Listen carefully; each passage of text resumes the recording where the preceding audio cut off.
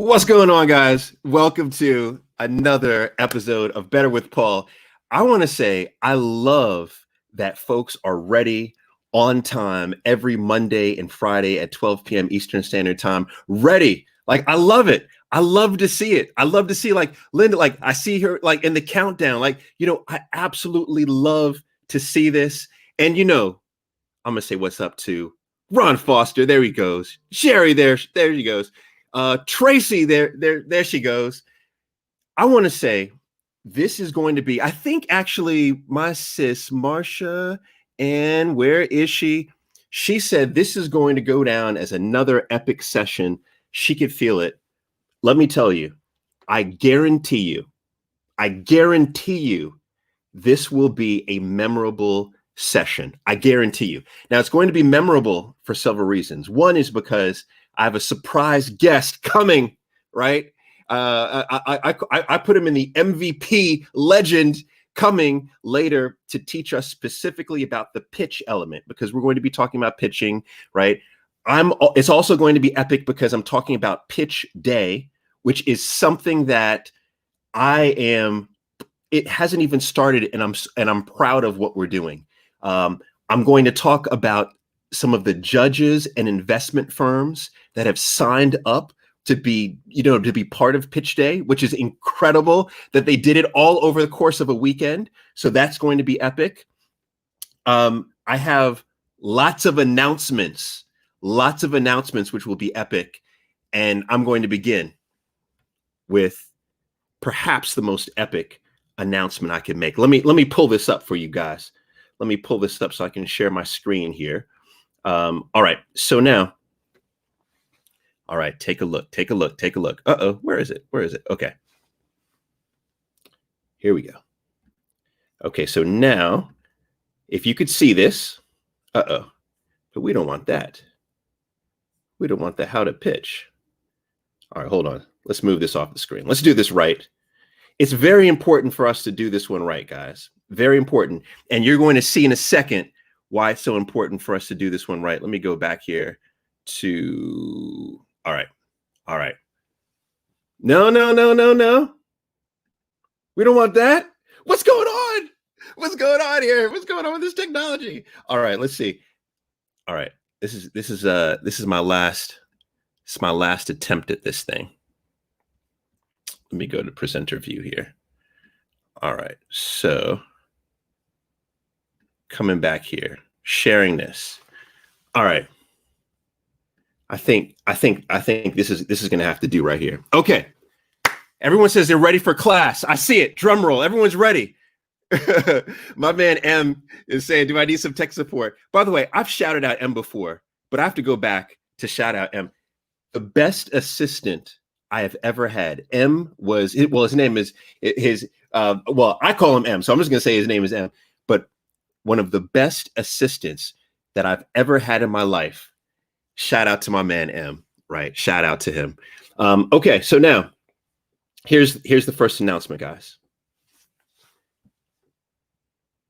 After 3 months, after we are coming close to our 30th session of Better with Paul.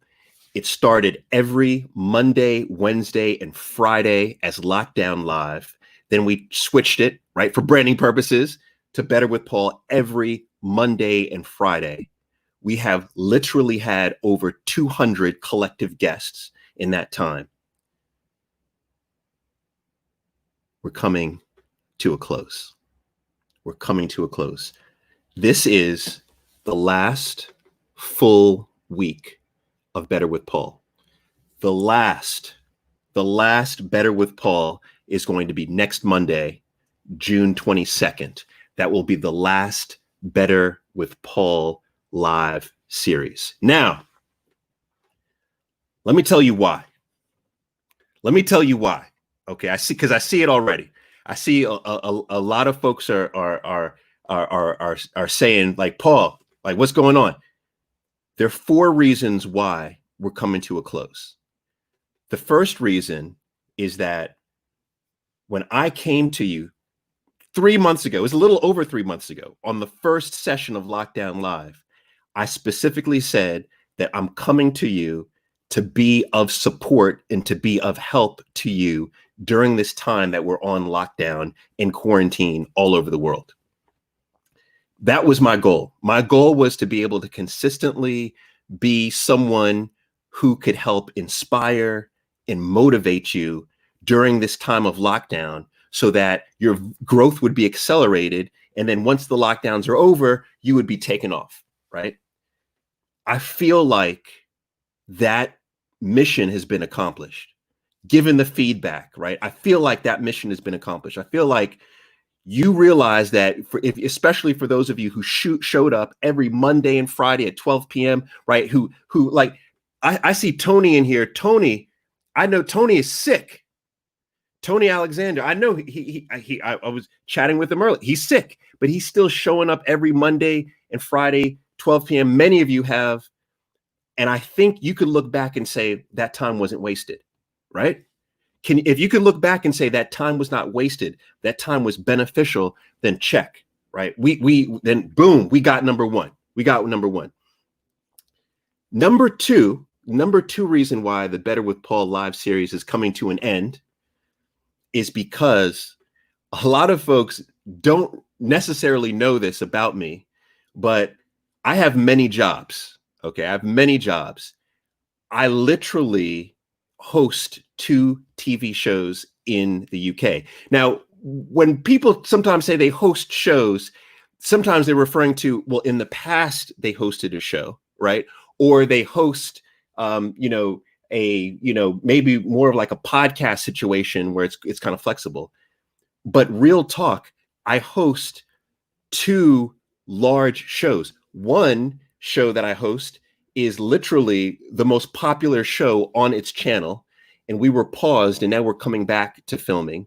And the second show that I host is an even bigger show that hasn't been publicly announced, but we've been filming the show for the entire year, and we go back to filming. And I'm co-hosting both of these shows, right? So I'm really getting my Jamaican on out here in the UK. I'm co-hosting 2 shows, and it is almost literally impossible for me to keep up with that schedule and to come on here consistently, or to show up and really deliver what I want to deliver to you. So that's the second reason, is for schedule purposes, right? The third reason is because my wife and I have been working day in and day out on a new project called Knowledge Share. That is as a result of this. It's a result of you all. And I promise you, Knowledge Share is going to blow your mind. It's going to blow your mind. We tested it for 5 weeks. The feedback was great. We took it, we reiterated it.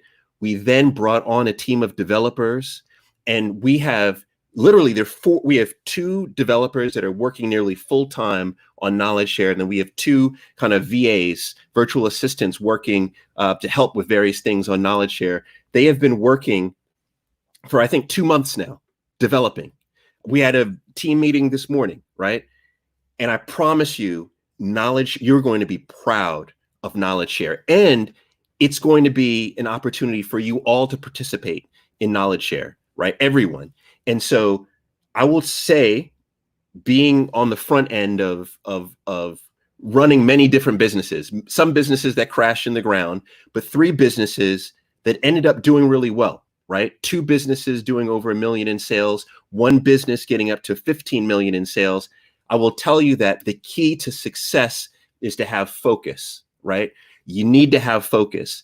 And I want to really double down and focus in on Knowledge Share, right? So this is a third reason. And then here's the fourth reason. Becky Shaw said Knowledge Share sounds good. Here's the fourth reason. This is a good reason. The fourth reason is, this is the good news. I've got a plan. I have got a plan for us all to stay together as a community. Do you want to hear the plan? Who wants to hear the plan? Tell me if you want to hear the plan. Tell me if you want to hear the plan. Okay. All right. Here is the plan. Here's the plan. So Here's my plan. Here's my plan is for us all to stay together. And quite honestly, I think we'll end up being stronger for this.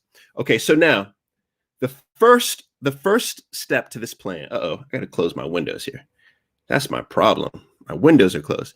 All right, so the first on the plan is that we will launch a Better with Paul podcast. It's coming next week. Right? June 23rd. There's a reason why I picked the 23, but June 23rd, we've got the podcast coming. So this is the beauty with the podcast is this gives me the ability to really stay in your ear. Okay. I could stay in your ear every week. I could be, you're not going to lose me. Okay. You're not going to lose me. We've got the podcast and it's just like, it's going to be a carry on of everything that we've currently been doing. But the beauty of the podcast is that if you like, say, the Angela Benton interview, I'll be able to take certain guests and go a little bit deeper on the guest. And I'll tell you what the whole purpose is. The whole purpose of this podcast is how can I help you continue to be better by us examining world-class performers, namely world-class performers who are in the United States, in the UK, in the Caribbean, and also in Africa, right? So these are going to be the main areas that I'm pulling these world-class performers from. We'll have some conversations, others, it'll be one-on-one, but we've got the podcast coming on the 23rd that I'm really excited about, okay? So that's one. The next is this. Look what I just opened. Look what I just opened last night, guys. A lot of people, I know Kim, Tony, you guys have been saying, Paul, when are we going to get the groups? I was torn, to be honest with you. I've been torn about creating a Facebook group. I've never really created a Facebook group. I've never created a LinkedIn group, but I want to say that I have now created these groups. And here's how you can get in. For Facebook, here is how you get into the Facebook group right there. Okay. That's the Facebook group. You go right there. And then, so that's Better with Paul as a Facebook group. And then the LinkedIn group is right here. You just search for groups. You go to Better with Paul. That's the LinkedIn group. I would encourage you to join both groups because I think the dialogue is going to be different. And this is what I want to say is this is literally the most supportive community I have ever seen, ever in my life. A matter of fact, every guest who has ever come on has said, Paul, I can't believe how supportive the community is, right? And I remember Carrie Oberbrunner mentioned that he talks to lots of different groups, lots of podcasts, and he had never seen a group as, engaging and as supportive as this group. This group, you all are incredible, right? It's just like, I believe in the Lord, right? I think the Lord put us all together for a reason. And so for us to continue that energy, we can continue that energy to support each other in these groups, right? So these are the groups. Make sure that you join. The Facebook group is going to be private, right? Because we don't want Donald Trump joining our group. So I need to have some, some parameters on the front end. But for the most part, I'm going to let everyone in, and then we'll kick people out if we need to. But these are the groups right here. Make sure you join the groups. Okay, make sure you join the groups. By the way, I'm already going to start nominating some people. I've got some ideas for administrators. Like right now, just straight up. Let me tell you right now. I'm just going to put it on blast. I think the LinkedIn group. I think that we need to have Marsha Ann, Deb, and Ron Foster as admins in the LinkedIn group. And if you agree, let me know. But that's what I think we should have in the LinkedIn group. And then for the Facebook group, I think we need to have Kim Crowder, Tony, and Kavan. I think they need to be our admins on the Facebook group. That's what I feel. You let me know what you think, but that's what I think that we should be doing, right? That's what I think we should be doing. So we'll continue the energy, right? We'll continue the energy here, which is good. Next up, it gets better. It gets better, okay? Next up, number 3 is, Look at this. Look at this. Okay. Here's what's happening in the world. We know that we are all becoming digital right now. We're all becoming digital. And I've even noticed it with a lot of friends. I have friends who are consultants in New York, but they have clients, say, in London. And the clients in London are already saying, we're not going to spend $10,000 to put you, first class on a plane to come over here and do 2 meetings with us, and then you fly back. We're not doing that. We're doing Zoom, right? So what's going to happen clearly, right? We all know this, is that there will be less and less in-person experiences. But as a result, whenever there is an in-person experience, it's going to be even that much more special. It's going to be even that much more important, right? We're going to look at in-person experiences now in much more appreciation, because we really fully understand almost literally like the danger that we all had to go through just to come together. So there are several retreats / programs that I'm actively working on. One is the Jamaica retreat. You guys know about the Jamaica retreat. So this is the link right here, right? Over 200 strong right now on the wait list. Is going down 2021. We already have tentative dates signed up. We're already talking to hotels. Lots of people have already started, talking about how they want to support this. So this is the retreat that's coming, which is good. Next up is these US, UK, and Ghana immersion programs. So in being, my goal always is to be fully transparent, right? My focus now, and by the way, this was my focus going into the lockdowns. I was already kind of plotting and planning what I call the road to promise. But I think that New York, in the United States, Kingston, Jamaica, London, UK, Accra, Ghana, I think that is one of the most, that's some of the most important intersection. It's the most important interstate, if you will, in the world, in my opinion, especially for Black entrepreneurs. That's the road to promise. And so I'm going to be doubling down and focusing my efforts along that road. Okay. So that's going to be a road that you're going to, if you like that road, I'm going to be on that road a lot, traveling back and forth on that road.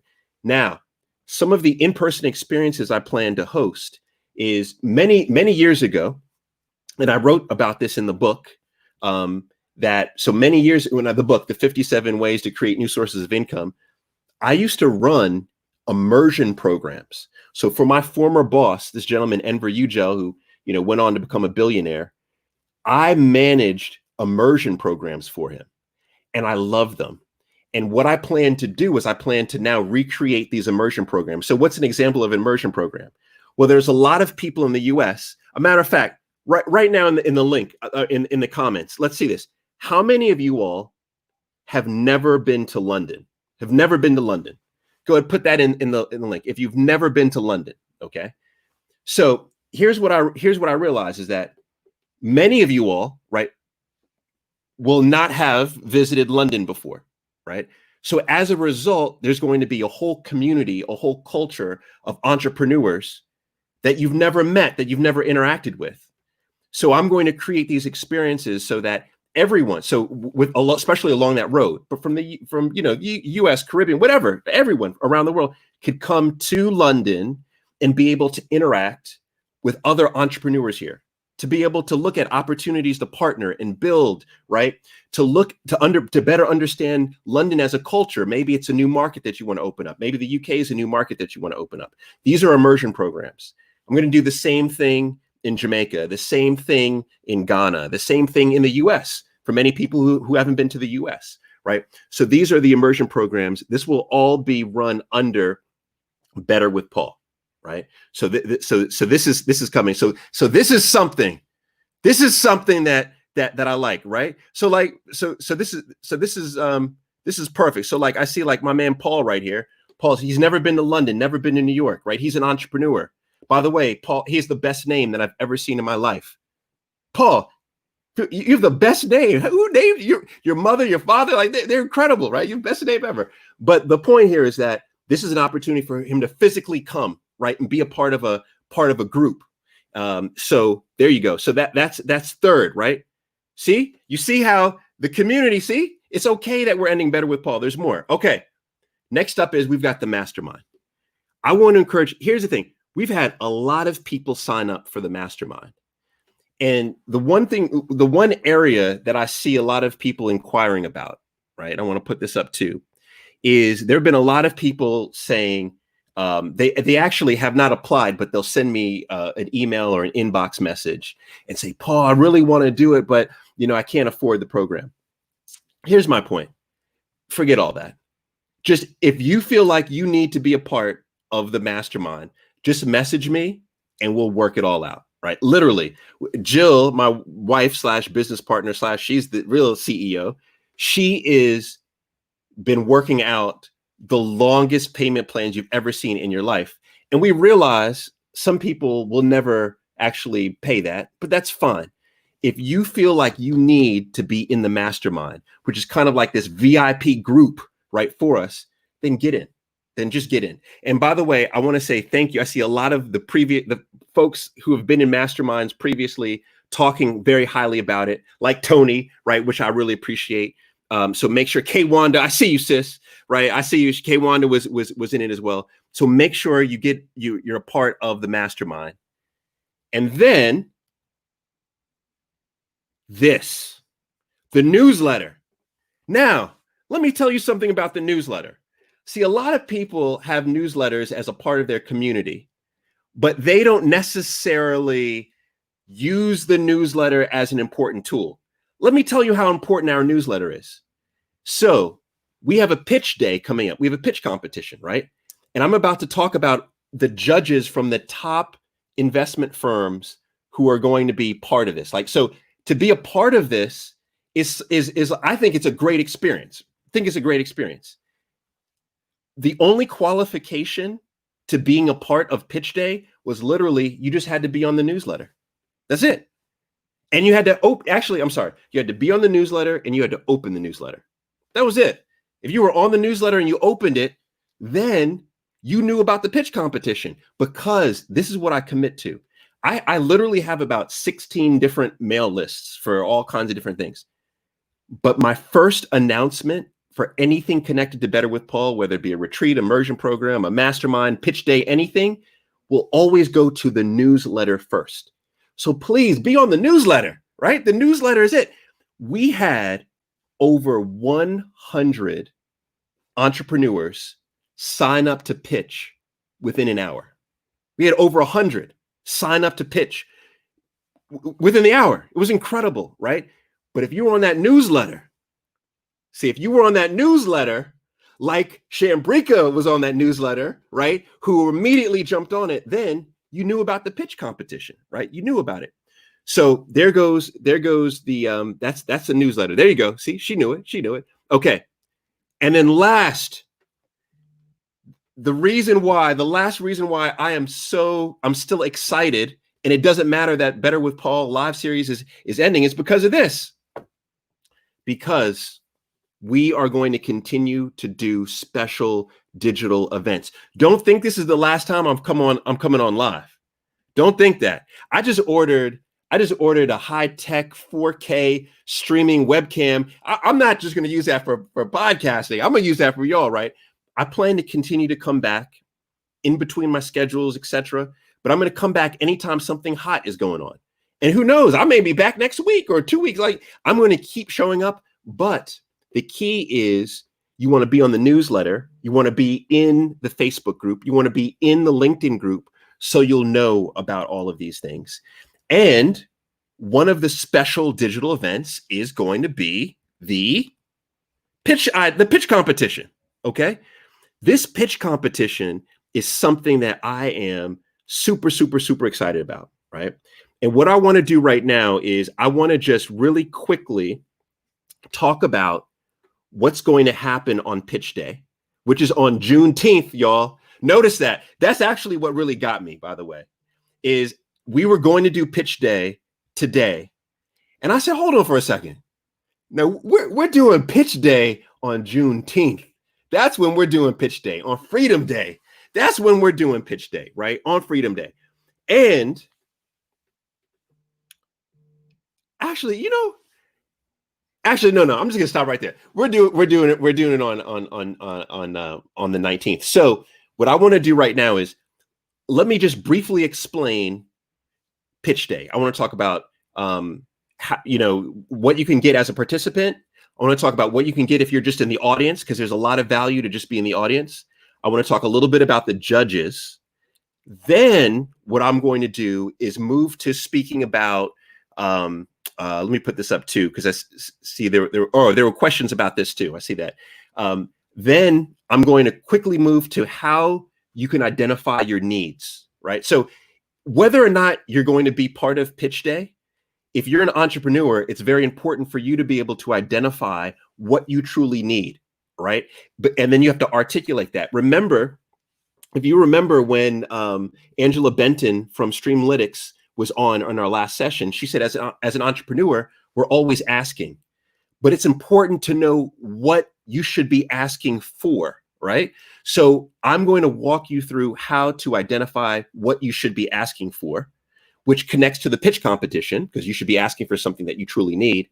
And then we have a special surprise guest, someone who I truly believe, all jokes aside, one of the best communicators, period, living, is going to come on, and he is going to break down his suggestions on how we pitch, right? And this will be very helpful for you if you're participating on Friday, or if not. Okay, so now let's go to, I saw there was a Facebook question too. So let's go to what's happening on pitch day. All right, let's just zoom in real quick. Here's what's happening on pitch day. Okay, on pitch day, we are going to be focused on roughly 90 minutes of pitching. Okay, I don't know how many entrepreneurs yet I'm going to pluck out of that group of now hundreds, but I believe it's going to be somewhere between 20 and 30 entrepreneurs. Each one is going to have 2 minutes per pitch. So that's it, 2 minutes, which quite honestly is more than most elevator pitches, right? So they'll have 2 minutes, no slides. I was going to do slides, but because of, you saw how long it took me to get this slide going today. God knows how long it would take me to load up 30, 25 slides, right? So we're going to do no slides. But the beauty here is this gives you the opportunity to be creative, right? And get creative. And by the way, just my opinion, I've hosted plenty of pitch competitions, and I will say typically the most creatives normally, they're you kind of weight the content, but then you weight the delivery of the content, and the delivery of the content is kind of based on that creativeness, right? So creative is important. By the way, no nudity. I've seen that once in a pitch competition. That's not going to win you anything. That's just going to get me banned off of LinkedIn and Facebook and YouTube and Periscope. So no nudity. Okay. Last up is the winners are honorary. All right. The winners are honorary. So this is what I mean by the winners are honorary, is that we're not giving away, you get a new car or you get $50,000 of investment, right? We're not giving that away to the winners. But let me tell you what categories we're going to award, and then I'll talk about the benefits, the upside that you're going to get. So we have people pitching for either human capital. So if you need a partner, you could pitch for that. So we'll have best pitch for human capital. That's one. You could be pitching because you simply want to sell your product or service. So we'll have best pitch for you pitching your product and service. Third, you could be someone who's looking for investment. So we'll have best pitch for investment, so monetary investment. And then last, we're going to have best overall, right? That's what the judges will determine. I've also decided that we'll have audience favorite. So the audience will be able to determine their favorite pitch as well. So now what do you get? Why would you even want to participate in this pitch? Let me tell you what you really get out of this, okay? I'm going to break down for the participants, and then I'll break down for you if you're just viewing. So this is what you get if you're a participant, okay? First, you get exposure. Literally, you will have exposure to, and you'll see the firms that the judges represent, some of the top firms investing in Africa, in the UK, in the US, and also in the Caribbean. The other thing too is, quite honestly, there are a lot of very astute investors that watch Better with Paul. I honestly, when I sent the email yesterday, I got a message back. I got lots of messages back from people that I didn't even know were on the newsletter list. One of which is a Black CEO. I don't want to give too much away on him, but he sold his business reportedly for hundreds of millions of dollars. He sold it for hundreds of millions of dollars. I had no idea he was on this freaking newsletter list, right? If so, I would have proofread it a little bit more, but I had no idea he was on. He responded back and he said, Paul, I'd love to be a judge. I'd love to be a judge. So I told him, I said, look, the number of entrepreneurs were oversubscribed, but we'll have another pitch day and you come on and be a judge. And he said, fine. So just know this, you're going to have incredible exposure. That's one. Second is human capital. There will undoubtedly be people who are in the audience who want to come on as a co-founder, who want to come on and support you, who want to come on and be a digital marketer, right? So there's human capital. Third is, if you want to sell products and services, look, especially if you're a Black entrepreneur and you're talking about a product or service you want to sell on Juneteenth, there's no better time to sell your product. There's no better time to sell your product than on June 19th, on Juneteenth. So you want to sell your products and services, it's perfect. And then last but not least, if you are seeking investment. Now, here's the beauty if you're seeking investment. One, you're pitching to investors who, if they really like what you're doing, trust me, they will message you, right? Trust. I have hosted lots of these where there have been investors in the audience and they would pick the pitch that didn't win, but the pitch that fit their portfolio, and they would give them a call on the side, right? So you've got that. The other thing is you have us as a community. If you get up here, quite honestly, I'm not going to show up to necessarily with my investment hat on Friday. But if there is a solid business that's looking for $500, $1,000, $2,000 here or there, right, and can really make their proposition strong, yeah, I might write that check. And I believe there are a lot of people in the audience who would do the same thing. So there's lots of upside to being being a participant. But here's the upside if you are. Here's the upside if you're an audience member, okay? If you're an audience member, you're going to learn about pitching. Once again, remember what Angela Benton, who is really an OG in the entrepreneurial space, especially the tech spaces, she said, we're pitching all the time. You must really hone the persuasiveness of your pitch, and you'll learn how to pitch. We're going to teach you about that, some more today, and then you'll be able to see it. You'll have 20, 30 people pitching. The next is you'll learn about other businesses. This is really important as an entrepreneur, to learn about other businesses, how other businesses work. What are other business models that are out there? What are products and services that other businesses are providing? All of that information is going to inform you. Remember the session when I was eating the patty? All right, real quick, let me do a check. Let me see if we have true Better with Paul audience here. Who remembers when I was doing that session where I was eating the patty? Okay, who remembers that? Because if you remember that, I talked about the difference between analytical and critical thinking, right? And analytical thinking is when you can take a set of information, rules, discipline. Okay, there he goes. My sis right there. She remembers, right? Yes, Linda remembers, right? Okay. All right. A lot of people remember. There we go. There we go. All right. So if you remember, everybody was there. Everybody was there. Okay. Kavan was there. All right. So now, if you remember, we were talking about that, but analytical ability is to be able to take another set of rules, discipline, right? Business model, and then bring it and apply it to what you are doing. This is what learning to pitch. This is about the importance of learning about other businesses. You will be able to accelerate your business growth by learning about other businesses. Next is partner. You may see, this is C, partner. You may see businesses that are pitching that could use your support, right? Remember when Shambriki got up here and there were other people who said, wow, I could probably partner with that person, right? This is a huge opportunity to do that.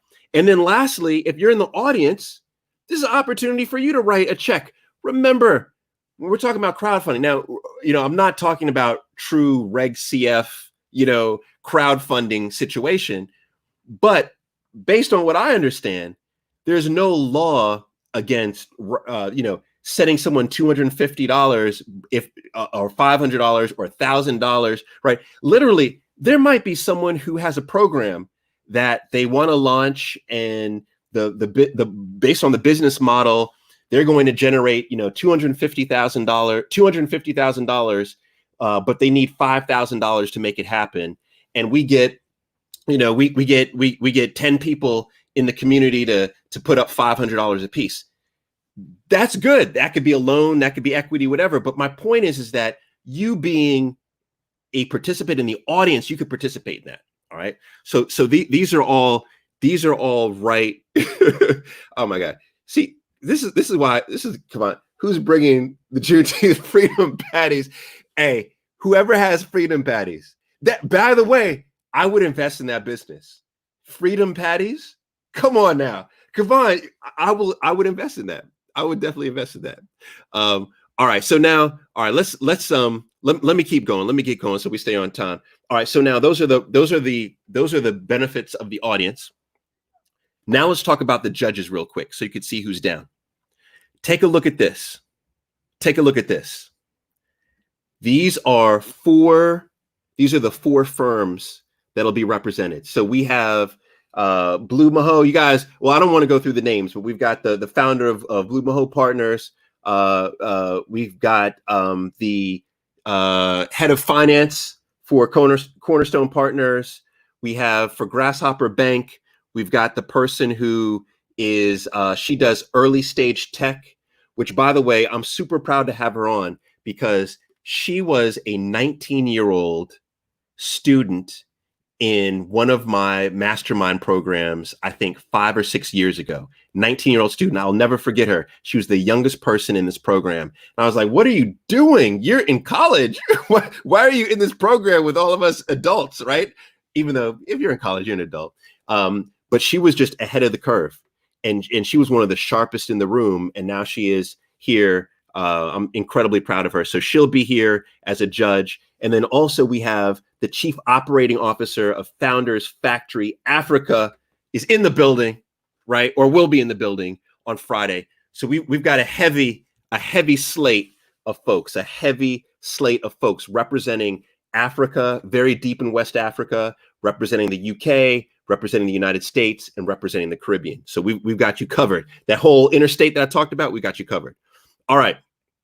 So now, yeah, the freedom patties, that's what I want, man. All right. So now let's get into the lesson for today. Let's get into the lesson, right? So how to determine needs and how to pitch perfectly. So our special guest is going to come on and talk about how to pitch perfectly, which will be, I think he'll be on for about 10 minutes or so. So let me rush through mine so we can get to him, right? This is just a very quick lesson on how to determine your needs. Now, as an entrepreneur, most of us are solopreneurs. Many of us, actually let's just keep it 1,000. Like nobody, no one does needs analysis. Honestly, somebody please be honest. When was the last time you did a needs analysis? Now I know our audience is a little bit more, we're very astute, folks. So maybe we've got some folks here, but when is the last time you've done a needs analysis on your business. So it's important to do this all the time. A matter of fact, honestly, every day, namely in the morning, I am, and I shouldn't be doing this, but I kind of wake up out of bed and I begin doing a needs assessment on basically all the businesses, all the activities that I'm in. And I'm constantly asking myself different questions. And here's the framework I use. And here's the framework that I suggest that you use. It's real simple. And it's this, real simple. SWOT analysis. SWOT analysis. Real simple.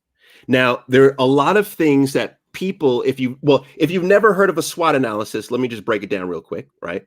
Real simple. It's about identifying your strengths, the S in SWOT, right? Your weaknesses, the W in SWOT, your opportunities and your threats, right? Your strengths, your weaknesses, your opportunities, and your threats. But this is something that many of us have heard. If we're a part of big business, big corporate, Fortune, 1000 type business, then yeah, we've probably participated in something like this before.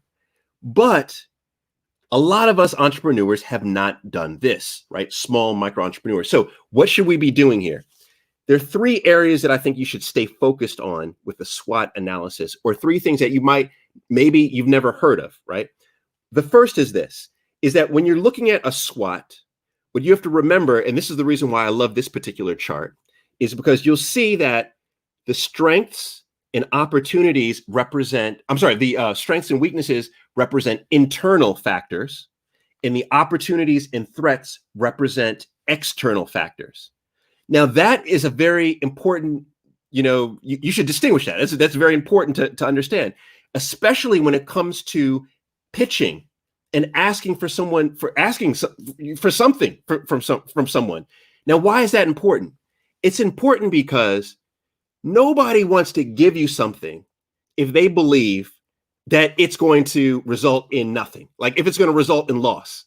Like, why do I want to invest $1? Or actually even this, why would I even want to invest my time if I believe it's going to result in nothing? So therefore, one of the things that you want to be cognizant of are the things that you most control and the things that you have less control over. And so when you think about internal factors, well, yeah, you have a lot of control over your internal factors. You have a lot of control over that. But when it comes to external marketplace, you don't. And I'll give you quick examples of these in a second, but just know that that's one thing that I think we all need to really be aware of, right? That's one thing. The second thing is that when you are pitching, I believe you should outline all of these. And I see a lot of entrepreneurs, especially because I think we all kind of get, well, I don't know if we all get it, but I think a lot of us get pitched for different things. And when we get pitched, or at least when I get pitched, it normally goes like this. It normally goes, Paul, let me tell you about all my strengths and let me tell you about all my opportunities. But they neglect to say anything about the weaknesses, right? Or anything about the threats. Why? Because maybe they don't even know. Maybe they don't even know the strengths, the weaknesses, or the threats in their marketplace. They don't even know. Or they're just trying to hide and glaze over it. I believe it's very important to be transparent, because if I want to get into business with you, right, then or if I want to invest something in you, it's very important for me to be fully aware of what's happening. So therefore, sure, play up your strengths. Talk about how the opportunities and the trends in your marketplace is going to, lift you to the promised land. But at the same time, make sure that I'm aware of your weaknesses. Make sure that I'm aware of the threats, right? So this is the number 2, is that don't hide your weaknesses. Don't hide your threats. A matter of fact, it's your weaknesses that I believe you should be pitching for. You should be pitching, or should I say, against your weaknesses. And I'll talk about that in a second. But the third thing that I think we have to be aware of here when we're talking about SWOT, and this is the most critical, to be honest with you, is that most entrepreneurs are solopreneurs. It's just one of us, right? And we sit down and we try to do the SWOT ourselves. So we're like, oh, let me write down my strengths. Oh, let me write down my weaknesses. Oh, let me write down my opportunities. Oh, let me write down the threats. But come on now.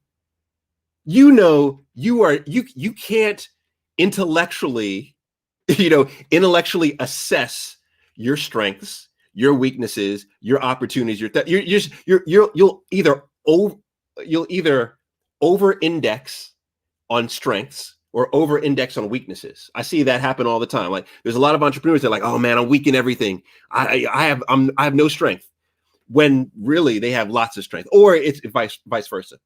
So how do you mitigate against not being able to truly assess yourself, right? How do you mitigate that? You bring on all the stakeholders in your business. And sometimes that means you bring on friends and families who even just kind of on the peripheral know your business, right? So for example, I might bring on actually a mentee. If it's just myself, I may bring on 2 or 3 mentees and say, come on, tell me what do you think the weaknesses are here? What do you think my strengths are? I think that it's very important to be intellectually honest. And because of cognitive bias and all these things, it's very hard for us to truly assess our own situation. So we need to be able to do this. When I launched my matchmaking business, I talk about this a lot. When I launched the matchmaking business, I brought in a round table, like what I call it, the kitchen cabinet of friends, no family. There's no family. It was just a couple of friends. And I had them sit down and we dissected the idea, because I knew that intellectually I couldn't be honest about the strengths and weaknesses that I brought to the table. So I think this is very important. This is very important. All right. Last, let me run through some questions to help you determine your strengths, determine your weaknesses, determine your opportunities, determine your threats that you could run through with friends, family, other stakeholders, and then we'll get to our special guest to close us out. Okay. So questions for strengths. I like these. By the way, you're on the newsletter list. You're on the newsletter. You're going to get this. Okay. You're going to get all this. You'll get the slide deck. And I'll make sure that you get the slide deck before Friday. But you got, what do you do well? What are your unique skills and services? What experiences do you have that can help you achieve the goal? What do you do better than your competitors? This is very important, because if you do nothing better than your competitors, then why are you in business, right? So you have to do this. Where are you most profitable? If you have multiple products and services, right? Do you even know what your profit margins are, right? You could see how these questions then beget other questions that just help you to be more intelligent about your business. Good questions for weaknesses. And by the way, this is what I advise you pitch against. So this is the main, if you are pitching on Friday, these are the main set of questions that I think you have to ask yourself. You have to go to your stakeholders. You got to figure these out. What aspects of your business could hinder your progress? What skills or resources are you lacking? What is costing you the most money? Where are you spending money profusely? Is there anything that you feel like you're failing at? Right? These are the questions that you want to ask yourself that will lead to other questions that'll help you to determine your most acute pain point. And this is and I swear I'm gonna close in 3 minutes. Is that just like as a good entrepreneur solves problems in the marketplace, right? We've talked about this a lot.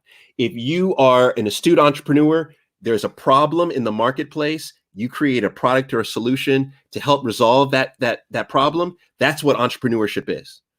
If you want to be able to move your business faster and further, you have to be able to identify your biggest pain point. What is your problem, and not the peripheral problems? And I want to use Shambrika. I see Shambrika here. She's watching, which is great. I want to use her as just a quick example, because if you remember, if you watch that episode, Shambrika came on and she presented that her problem was around marketing. I'll never forget it. She said her problem is marketing. That's what she identified as her problem.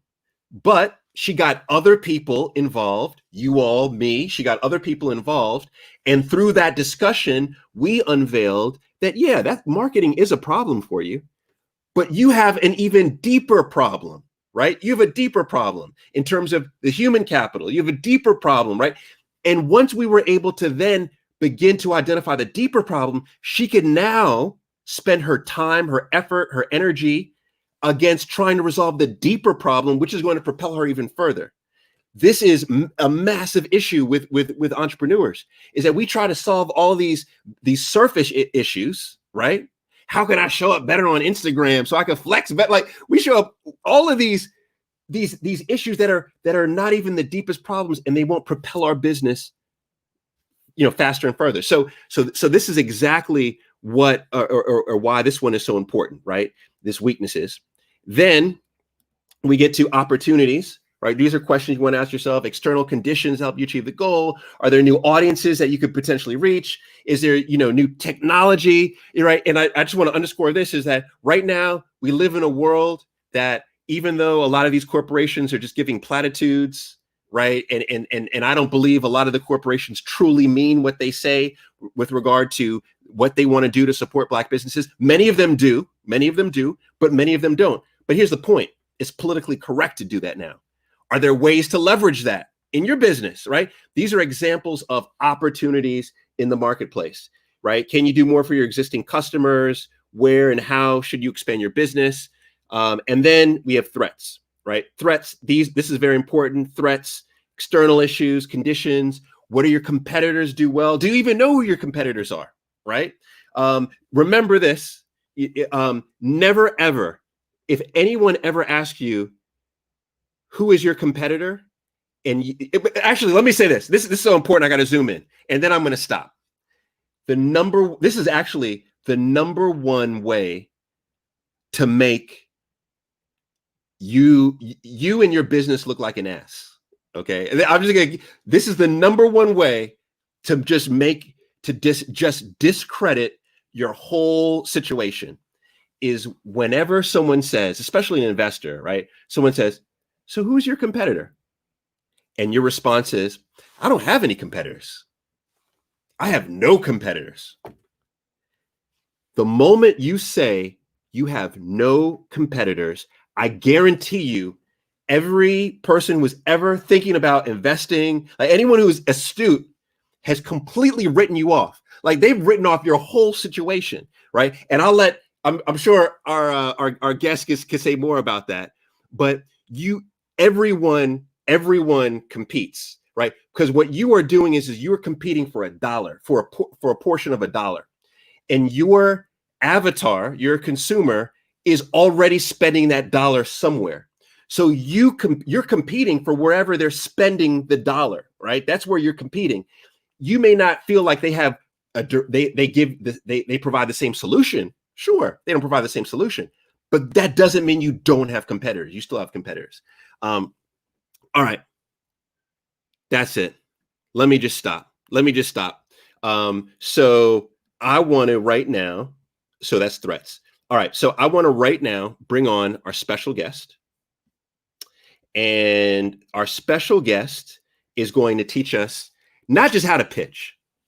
Our special guest is going to teach us how to pitch perfectly.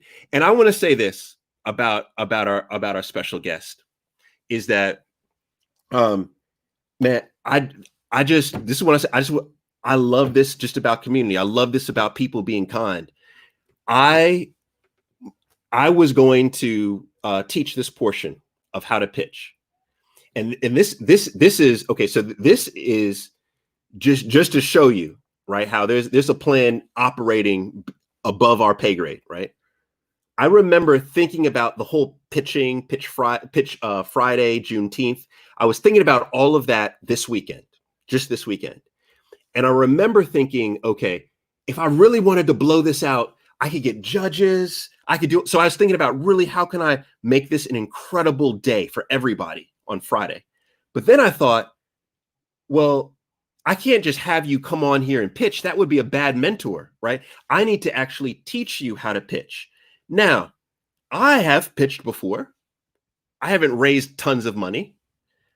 So I thought it would behoove me to find somebody who has experience, and I'm talking about years of experience helping entrepreneurs to pitch.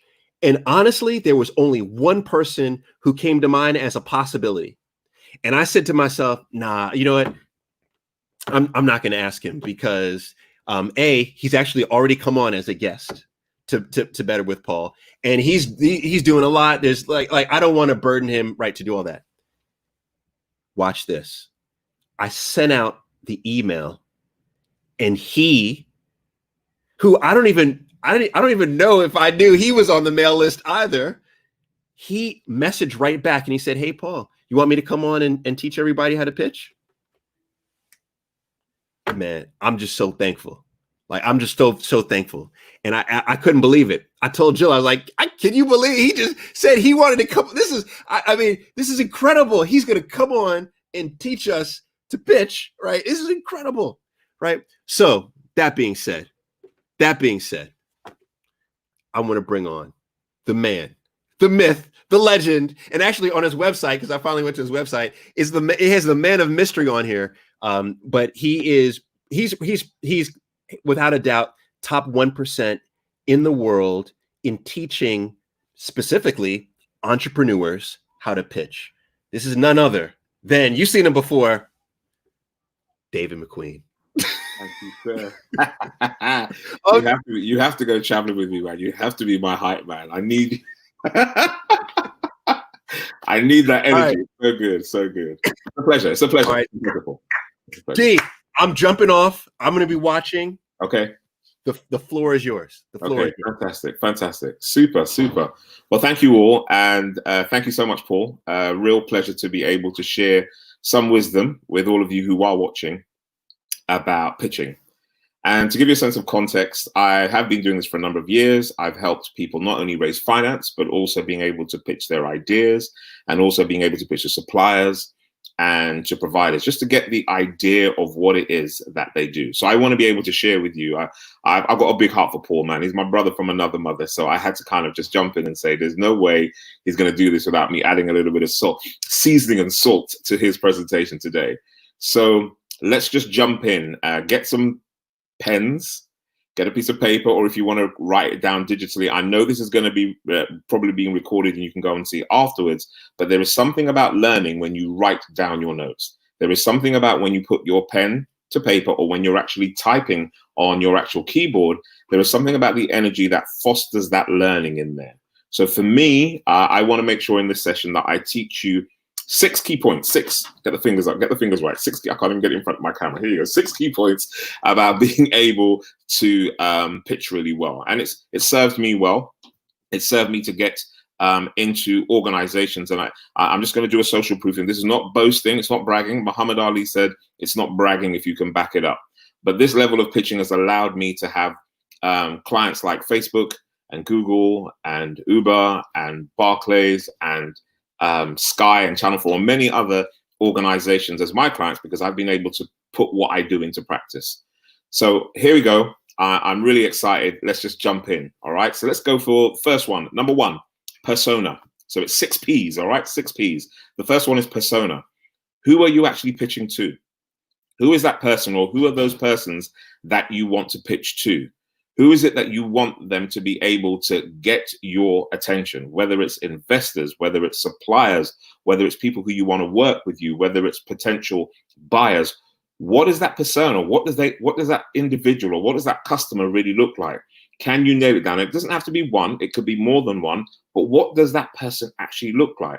So when you're having the conversation and you're looking to do that pitch, who is it you're trying to get their attention for? What do they like? What is it that you are actually tapping into so that that individual can go, right, do you know what? I'm going to put down my pen. I'm not going to be distracted by Instagram or an email or anything else that's online. I'm going to totally focus on what this person who's standing in front of me or sitting in front of me is going to pitch. And whether you're doing that digitally online, as we're going to be doing on the 19th, or whether you're in a physical space standing in front of individuals, who is that persona? Who's the person who you want to buy from you? Now, it's so important to do this as well, because I've seen individuals who have tried to, stand in front of investors, and investors are individuals that, sometimes are individuals who they don't even really want to work with. What is it about that person that doesn't make you want to work with them? Why would you want to be able to why would you want to be able to stand in front of somebody who you don't even like? Why would you want to be able to appeal to someone who doesn't share the same kind of principles or values or desires the same as you? Why would you want to do that? Because it will never be a satisfactory or long-term relationship. You really want to pitch to a co-founder who shares your values. Sorry, let me explain this. When I talk about personas, I mean the innate characteristics of that person who you are pitching to. So it could be by gender, it could be by income, it could be by their habits, it could be a combination of any of those things. And being able to narrow it down in your mind, when I'm having that conversation, this is the person who I want to be sitting in front of me who's going to make the decision. That's the first one. Who is that persona? Really start to think about that.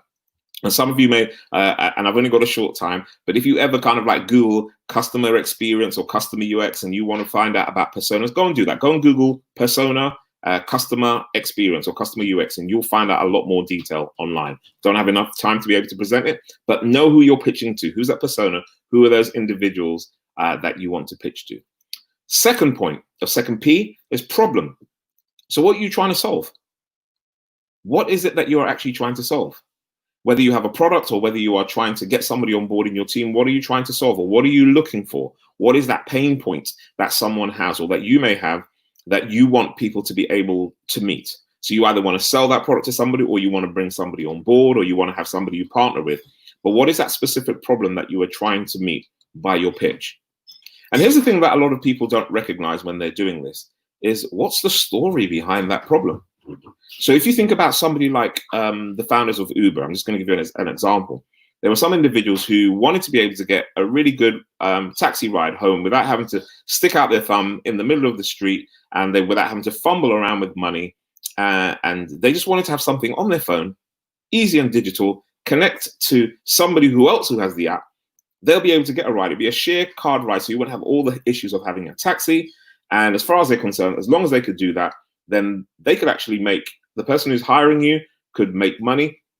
And what they would be able to do is make it quite digital. So you reduce a number of biases, because if no one sees you, and trust me, I can tell you as somebody who's tried to hire taxis in the past and seen taxi lights go off because, they couldn't handle a gorgeous 6'2" black man sitting in their car. The fact is that for me, something like Uber really made a big difference. It has really made a big difference. So what's the story behind your problem? What's the narrative? If somebody asks you, where did you get your idea from, or the product you're trying to do, what's the story you have behind it? How can you sell it? Because here's the thing about story. Loads of people just come with data, numbers, spreadsheets, PowerPoint, slides. But no matter how much data you have, how you get people to buy into you is you have to tell a story. That's why so many individuals realize that they get sold to every day by adverts. Millions and millions of pounds are spent every day, not to sell you the actual, the data behind it, but they want to sell you the story. So identify what that problem is, what you're trying to solve, and then think about what's the story behind it, so you can tell people, just in case they're like, so why is that such a big deal? You can tell them why it's made a massive difference for you. Point 3, what is your product, or what specifically is your proposal? You've identified a problem, and you've decided that you're going to design a product or service to fit that problem. So let's take, for example, the example I just used now about Uber. The product was being able to have that simple black and white logo, and you put it on your phone and you click on it, and John or Jane in a car can come and they will pick you up. Boom, you sit in the car, boom, boom, boom. It's on a credit card or your debit card, you paid, and it's done. Being able to take the concept of your product and being able to, the problem, and being able to demonstrate it to your product or service is actually incredibly powerful. And if it's just an idea, because some people, it might be just selling an idea.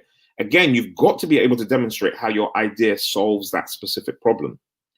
And the thing is, you've got to realize there's nothing new under the sun, but you just have to be able to bring your actual angle. What's the difference between, say, I don't know, in the UK, I know it's an international audience, but what's the difference between one, in the US, you'll call it grocery store. In the UK, we'll call it a supermarket. What's the difference between any one of those two stores? You'll have Asda or Walmart. You'll have Tesco's or Target. The reality is those stores are much of the same, but what they've been able to do is create a specific brand around it, and they're still satisfying a problem, but they've just been able to make sure that their product you can align with that product or the proposal that they give you, and you can see that's how you actually bring people in to actually listen to you. And that's all you're doing with the pitch. It's just an advert to get people really excited about what it is that you do so that they can dig deeper. When you do a pitch, you're not selling the whole thing. You're just giving people a taste. You're just giving people the flavor. It's not the whole meal. You've got to be, it's the flirt, okay? You don't go out on a date. Okay, some of you may not go out on a date. Okay, let me contextualize it. I've been married for many years, so I don't understand the dating game, right? But I'm assuming that if you go on a date with somebody, what you do is you start to ask questions and you want to break it in gradually to try and find out what they are. You don't propose marriage and babies on the first date. You actually have to create a bit of intrigue. And that's what you're doing here when you're pitching. With your products and with your proposals, you're creating that element of intrigue. Point 4, you want to show potential. And Paul just talked about it just now. What's the size of your market? Because anybody can do a specific product, but what is it about that market? So let me give you an example for myself. Most people will know me as an executive coach and as a speaker, and the areas that I tend to focus on are around leadership communication. So whether it's pitching, whether it's speaking to a team, whether it's managing your executive board, all these things around communication. But there are loads of people out there who do it. There are loads. There are people who are multimillionaires. There are guys, like I was listening to a guy yesterday, John Maxwell. He's sold over 34 million books. So what's the difference between Dave McQueen and a John Maxwell being able to go and do that? Well, John, I'm really happy for him and his family and all the money that he's been able to get. But I've really narrowed down who my market size is. I know that it's a multi-billion-pound market, but I've really narrowed it down. And not only have I narrowed down who it is that I want to work with, and I will tell you quite clearly, my primary clients tend to be in banking, they tend to be in technology, and they tend to be in professional services. Does that mean I don't work with other companies? Hell no. But I know in banking and technology and professional services, the reason why I do that is because I used to be an accountant for 8 years. And then I worked in IT for another 4 to 5 years before I decided to do my own business. So I have a sense of the commercial acumen and understanding where it is. So my clients literally have come from the spaces that I've been in professional services, dealing with money and dealing with technology. Plain and simple. Do I know who my competition is? Hell yeah. Okay. And am I an individual that goes and looks at my competition? I can tell you, yes, I go and look at people's sites. I go to see exactly what they're offering. I don't like stealing from people, but I go and I learn from what people are doing slightly different. And for me, when you are thinking about your potential, it's really important to think about the size of your market, niche it right down to who you want to be able to work with, identify who the competition is there. So you can say, right, this is my potential. This is what I want to be able to earn, or this is what I want to be able to achieve as a result of my idea or the pitch that you're giving for business. And again, Paul just talked about SWOT, strengths, weakness, opportunities, and threats. Often people don't realize that when they're working on potential, they don't think about the whole scope. And it's important to think about the scope. And when you do that, and this is the important point here, is you begin to build proof for your concept. You begin to build proof that there is a problem and that you have designed a product, but there's also the potential market to be able to work in. So that proof point is really important. Go and do your research. Google is free. And if you don't like Google, use Bing or Yahoo. They're still out there. Okay, or DuckDuckGo, whatever you tend to use as a search engine. There's a lot of information that's out there that's free and that's readily accessible. You just have to make sure that you have an opportunity to understand what's the proof behind what it is that you're actually doing. The fifth model is profit. How are you going to make money? Now we're talking about business here, okay? And even if it's even if you're saying you're running a non-profit, okay, let's be very clear. Even if you're doing a non-profit, you're still making money. It's just that the profit's not going to dividends, it's getting reinvested back into the company. So nearly every single organization has a level of profitability or productivity. So what is your model? How are you going to make money? Now, often people haven't given enough thought. Oh, I'm just going to go and make ads. Okay, lovely to know that's how you're going to do in year 1. But what about year 2? What about year 3? What about year 4? I think about somebody like Amazon. You know, loads of people must have looked at, you know, Jeffrey Bezos and thought, oh, this guy's just doing a bookstore. Now we see what actually happens when he thought really carefully about his profit model. Again, you look at somebody like Microsoft. You know, they started off with the operating software and, you know, doing the spreadsheets, Excel and Microsoft Word and what have you. But all of a sudden, they're doing storage. And they're doing AI. There's so many other things that they have in their model. Now, for the beginning, please just focus on the one but be very, very clear about how you want to make your money. And here's the thing, you don't have to explain everything in the pitch, but if you are successful, for example, in doing an investment pitch or wanting to work with a supplier or wanting to bring somebody on board, but they want to go a bit deeper and find out about the assumptions that you've made in order to be profitable, in order to build and maintain a sustainable business, you need to know your money. It's not enough just to cast it aside and say, oh, an accountant's going to be able to deal with it. You need to understand, what are your sales or turnover? What's the cost of goods sold, or what's the direct costs that are absolutely related to that turnover? And then what's the difference between the two that gives you your gross profit? So what's your turnover or sales? What's your cost of goods sold? And then what's your gross profit? And then underneath that, what are your overheads? Your things like your sales and marketing, your research and development, and any other admin costs that you have underneath it. What is that? And then the difference between that gross profit and your overheads is your net profit, or sometimes when you're talking in investment terms, it's known as EBITDA, EBITDA, earnings before interest, taxation, depreciation, and amortization. Now, you don't need to know EBITDA in a very deep way, but at least know the term. The simple term is net profit. Understand money. There's no point asking for money if you don't know how to manage it. And the last one is about passion. That's my 6P, passion. People have got to believe you. If you are really, really passionate about it, you don't have to shout about it, but people can see that excitement.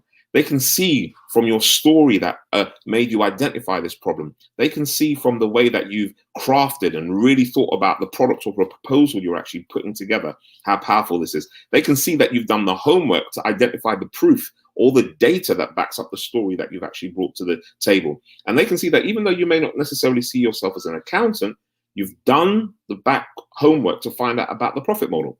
And this is the bit for me, I said at the beginning, which really, really is the tipping point. When you've done the homework to identify who the person is, they'll identify your passion, because you've gone out of your way to make sure that you've said, these are the people who I want to attract, to bring on board, to be either partnering with me around as a co-founder or as an investor or as a supplier. These are individuals who I want to work with me. And I've done my homework and I've done what I need to do to be able to get to that point, to say, I understand what your needs are. I've done my research and now I want to be able to pitch towards you. Now, you can do this online, and I don't even want to talk about the software. There's so many bits about the presentation software that you can use. My thing is imagine if you didn't have any software. And I think Paul made the point, there won't be any slides. And I always say to people, when you go pitch, imagine that PowerPoint is broken. Imagine that Keynote doesn't exist, or InDesign, or Prezi, or Canva, or whatever kind of software you use. Imagine none of them exist, and you've got 90 seconds or 2 minutes, as in this case, to stand in front of somebody and speak from your heart and tell them you understand that persona. You know that there's a problem that needs to be identified.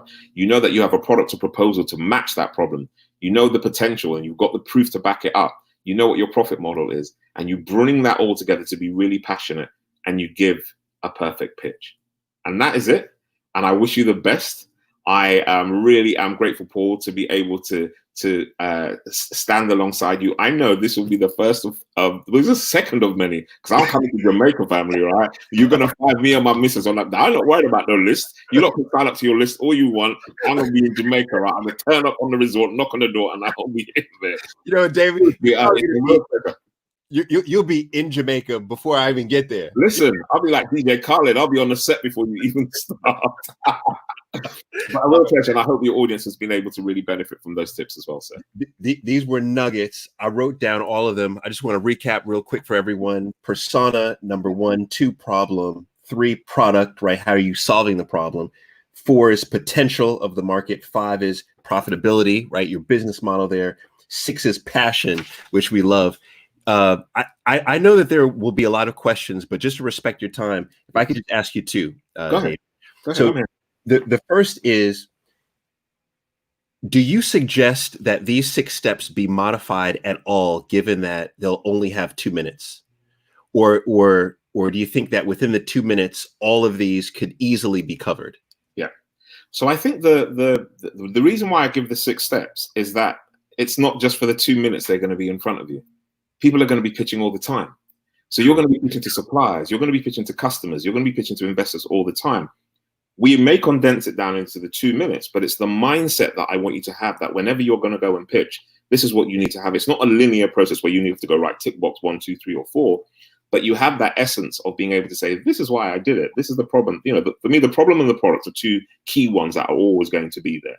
But you modify and you work around that, because every time you are pitching, and if we extend it further to start talking about marketing models and your team and your scope, all the rest of it, we can go wider.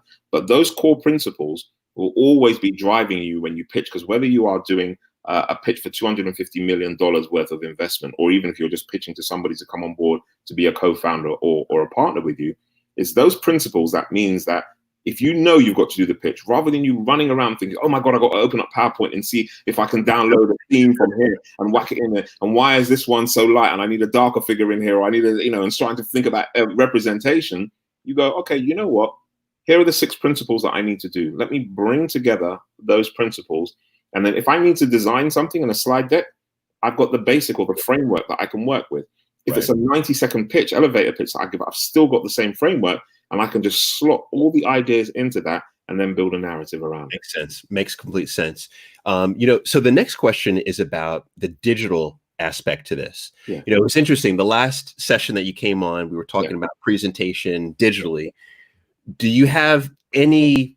And I know that you've already given all of your tips in that one session, but for anyone who didn't see that, anything that you can tell us with regard to digitally, what should we be doing? Because I think there will be a lot of people who are concerned with lighting and the sound and but where should they be focused digitally? Okay.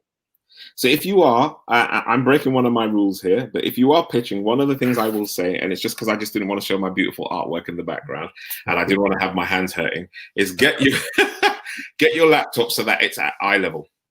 So when you are pitching, you are looking directly at the person in front of you. Some people like to look at the camera, but it gets a bit weird. I say just look at eye level. And if you need to get a couple of books or what have you in front of you, then just rest your laptop on top of the book so that at least when you're looking at the screen, your face is definitely done at eye level. Okay? Make sure that you do it at eye level. My wife's trying to get my attention. Energy. My wife is just my teamwork. See, wife don't play, She's just like, I don't care if it's your webinar. I'm giving you advice, okay? But bring energy. Definitely bring energy to the table as well, which lines up with the passion piece. Yeah. And if you are going to use any kind of digital software, one of the things I will say, if you're not a designer, get somebody to design it for you. Even if it's a favor or what have you, make sure it's designed really well, really, really good images, really good care and attention around your font. Don't try to do all whiz bang stuff. Keep it really, really simple. But yes, just being able to, like for now, I'm talking to you, and where I'm talking to you in my living room, there's natural light coming into my face. Yeah, your lighting is better than my lighting. And I've got a light. I have a professional light in front of me. But I like to use the natural light. But if you haven't got it, there are lighting rings that people can buy online and what have you. And just so that it's you will see that there's only a slight portion of mine that's like in the dark here. But generally speaking, because I've obviously done this, I've done it so that the lighting will reflect specifically onto my face. But try and get it so that you are talking with energy. And it might mean that get a little post-it note. Is post-it note is that transatlantic? I don't know. I know you're American. You probably call it the delivery note or something like that. Okay, but if you have a post-it note, stick it on your screen. That can give you some pointers while you're going through it. You might have those 6 points around it. No one will see it on your screen, but you can glance and make your point. You can glance and make your point, and just being able to use that's a simple thing. It saves you from having to think about all the notes you have. You've got them attached to your screen in front of you. Just use that as a way of being able to communicate. But keep it simple. And always plan, I always say, not so much the camera, but in terms of software, always think, what happens if my software crashed? Would I still be able to pitch? And the main thing here digitally is making sure that you have a network connection, which nearly happened. My Wi-Fi went and I had to plug in. But make sure you have that network connection and just keep it 100% and be yourself. Have a conversation. Yeah, I love it. When you were giving the example between the supermarkets. Yes. What was so fascinating is you said, the supermarkets here, and then you like the supermarkets in the US. This shows you how long I've been in the UK. When you said that, I couldn't think of any US supermarkets. Wow. I could think of just here, Waitrose, Tesco, but I had no idea. Yeah. This is crazy. Crazy. I've been converted. We've indoctrinated you, sir. That's what it is. We've Yeah. indoctrinated. Oh my gosh. So, but David, thank you. This has been, I've seen all the comments, people saying how thankful they are. Thank you. Will you be, are you going to be watching on Friday? On 19th, yeah. Oh man, there you go. David's going to be in the house. Are you writing checks? Are you writing checks? Right. Okay. We can revisit that. Yeah.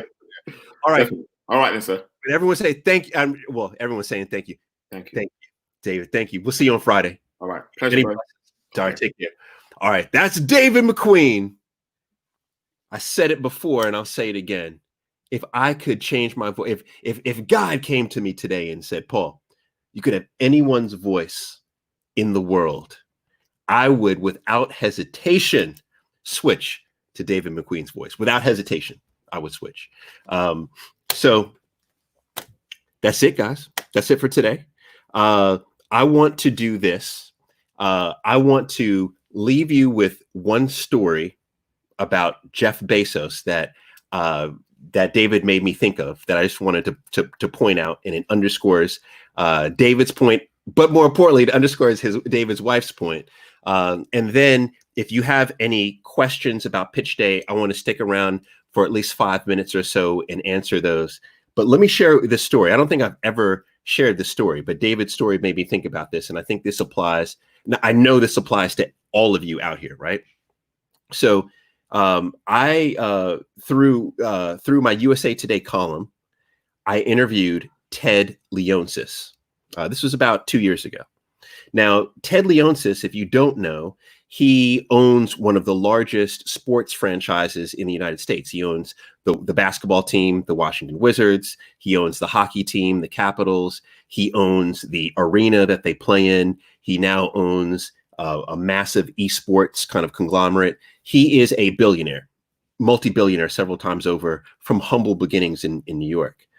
Now, where Ted Leonsis really got his stardom was at AOL, American Online. If you remember, tell me, hit me if you remember when you used to connect to the internet and would go, all right, or if you remember, you got mail.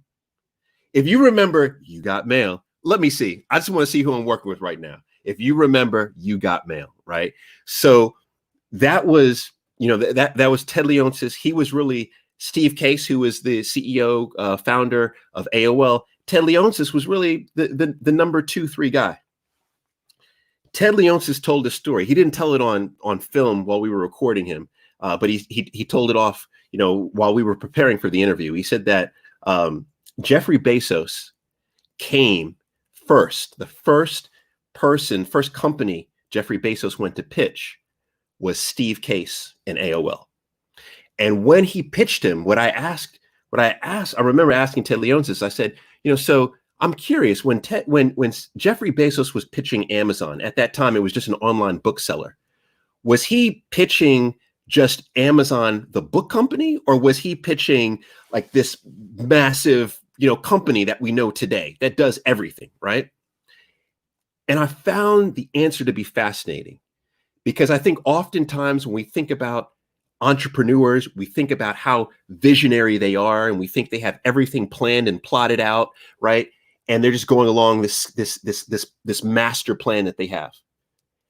But here's the reality. Steve Case and Ted Leonsis, right? Ted Leonsis said that Jeffrey Bezos was only thinking about books. He wasn't thinking about anything else. He wasn't thinking about selling any other products. He wasn't thinking about data. He wasn't thinking about, selling mics. He wasn't thinking about deliveries and he wasn't thinking about any of that. He only came in there talking about books. And he came with incredible passion and energy.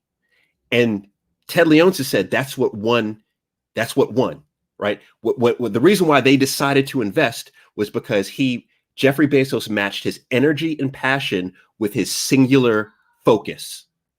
And this is what I really want to leave you with as an entrepreneur, and really as success in life. And I think it's even interesting because it's also the reason why I'm stopping the Better with Paul series, is because success requires singular focus. And Ted Leonsis knew when Jeffrey Bezos was in that office that he wasn't going to take that investment and try to start 10 different businesses or try 10 different business models. He was going to take that investment and become number one in his space. And this is what we talked about just 2 sessions ago, talking about how to build a multi-million-dollar company, is that you've got to focus on being number 1, number 2, or number 3 in your space. Then once you reach that, once you're number 1, once you're number 2, once you're number 3, then at that point, yeah, you leverage your leadership position and then you roll out the next product to the next product, to the next product. That's business. But it's important for you to have a singular focus. And I see too many of us entrepreneurs, we're like cats. You're like, somebody rolls a ball in front of us and we switch and we're doing something else. And then next week, somebody rolls a ball this way and we switch, we do something else. No. If I write a check on Friday, if I invest in anybody, it is going to be about having singular focus. I want to know that you're passionate about whatever it is you do. I want to know that you live and breathe whatever it is that you say that you do. That's what I want to know. And that's what won Jeffrey Bezos that money. And I think that money was instrumental in him kicking off Amazon. So that's my story. Frank said he was white too, pitching to white guys. Yeah, that's true. Yeah, that's true, Frank. Oh my gosh. Yeah, that too. All right. So, by the way, talking about Frank said that. By the way, all the judges are Black that will be judging this Friday. And that's not to say that, I love to have white entrepreneurs who are pitching on Friday as well. But it just so happens that all of our judges will be Black on Friday. Matter of fact, if it's Juneteenth, you got it. You can't have judges who are not Black on Juneteenth. Okay, so questions. Let me just get 3 questions. Kavan, let me put this up. This is really kind that Kavan is doing this. If anyone wants to do a quick run through, he's willing to review that run through. I think that's very kind. So get at Kavan if you want to do a run through. Let's see if there's any other questions. While the questions are queuing up, make sure that you are Facebook. Make sure you're part of the group. Okay. Right. We're going to move all the energy to the group. If you are on LinkedIn, make sure that you are searching for the group and you're joining on LinkedIn. Make sure that that you're a part of the tribe. Remember, don't let the cost of the program throw you off. Just inbox me and we'll work it out. So that's the tribe there, or I'm sorry, that's the mastermind. And then also don't forget about Jamaica. And the last, make sure that you're on the newsletter list.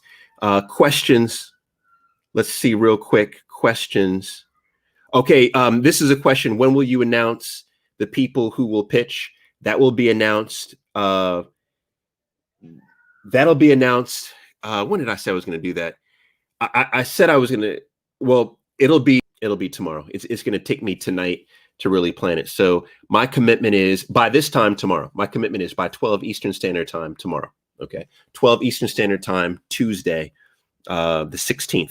That's when I will announce who is in it. That's one question. I promise I get 3. So that's one question. Can apply. Okay. This one is a startup can apply. I'm on LinkedIn only. If this is a question, I will say that you can apply. You had to be on the newsletter to apply. We're oversubscribed, but what I'm doing is for everyone who is now registered, I'll probably just pick about 20 out of that group. But for the others that are on that list, the next time that we do a pitch competition, which I think I'm gonna keep doing this. I have ideas now around this. I'm going to go to that list first. All right. So that's question number 2.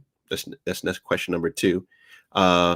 So here's the question number 3. Is there a way to attach synopsis of idea for pitchers before you make the choice? Oh, agent, synopsis of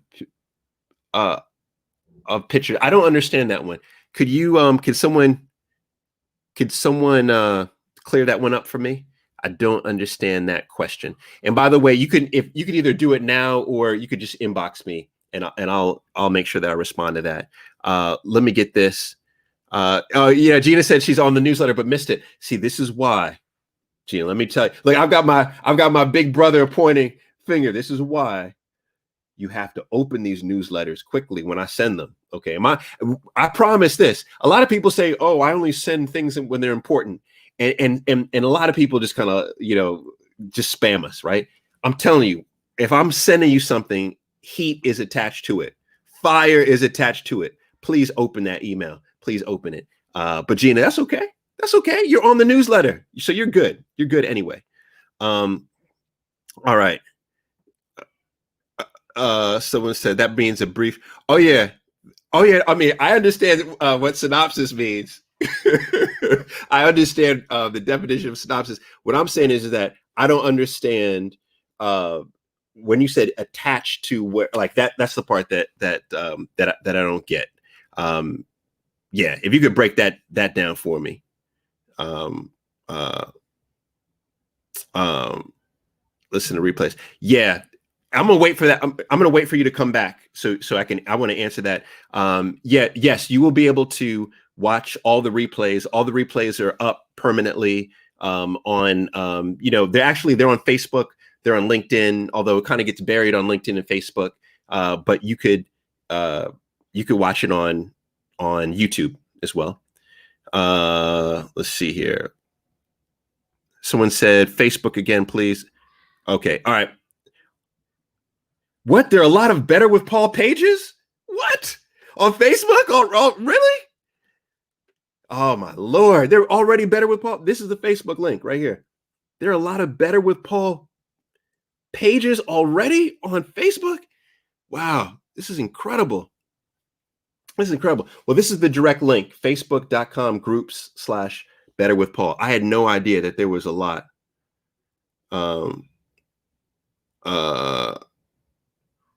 Let's see. She said they're frauds. Wow, I had no idea. I'm having a heart attack here. That's crazy. It's crazy. I had no idea there were a lot of trademark. Don't worry. This is in play. This is in play. This is right. Better with Paul's. All right. Oh wow. I had no idea. Yeah, this is it right here. Kemi's got it. She's out there. Okay, so I'm sorry. There was that one last question. I want to make sure. Oh man, I don't see it. I'm sorry. I don't see it coming through. But if you can inbox me, I'll go through all my mess. Within the next 24 hours, I promise to get back to you if you inbox me. Okay, so I see people asking again. So Facebook, this is it. This is the direct link. If you guys on Facebook can confirm this works, I believe that this works. I tried it out. So this is the Facebook. So please join Facebook. And then also for LinkedIn, there's a lot of debate if you can do a vanity URL. But for LinkedIn, if you just search group, you should be able to pull this out. All right. Wow. One picture isn't even, wow, man, I'm gonna have to go check out all the Better with Pauls on Facebook now. This is crazy. Okay, all right, cool. My sis right here, Marsha, says it worked. Okay, yes. And then Linda said, yep, she joined in on LinkedIn too. Okay, all right, we're good. All right, so then guys, I tell you what, today, last question, how was today? Let me do a temperature check. Once again, I'm not even going to apologize that this is the end of the Better with Paul live series, because we're going to keep it going. Remember, Friday is going to be a special day. It's pitch day. I'll let you know by tomorrow about who's pitching. Please show up to support. Please show up to learn, right? And then next week will be the final session. Maybe if some of you guys want to come on to the final session, I'll throw out the link. You guys can come on, say whatever you want to say in terms of what you've learned, what you've experienced over the series. I'll also explain on Monday. I'm going to talk a little bit about the book that my wife and I wrote, because there's a lot that I learned in that process. So I want to share that. I want to talk a little bit about the podcast as well. So I'll make sure that I share all that on Monday. All right, guys, I am out. You guys take care. You guys take care. I will see you on Friday.